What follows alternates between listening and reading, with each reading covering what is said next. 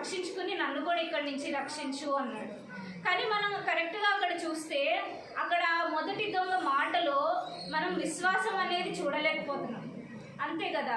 ఆయన ఆ మాట యొక్క అర్థం ఏంటంటే, నిజంగా నువ్వు మెస్సేజ్ అయితే నువ్వు ఈ పరిస్థితిలో ఉండవు కదా, నువ్వే సిలువలో వేలాడుతున్నావు, ఇంకా నువ్వు నన్ను ఏం కాపాడుతావు, కాబట్టి మొదట నిన్ను నువ్వు కాపాడుకుని తర్వాత నన్ను కాపాడు అని చెప్పడం చూస్తున్నావు.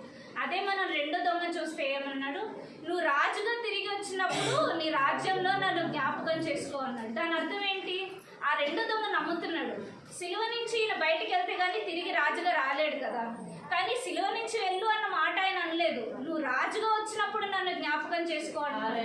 అంటే అక్కడ ఏంటి, ఆయన నమ్ముతున్నాడు, ఈయనే నా కొరకు వచ్చి ఉన్న మెస్సయ్య అని ఆ రెండో దొంగ విశ్వసిస్తున్నాడు.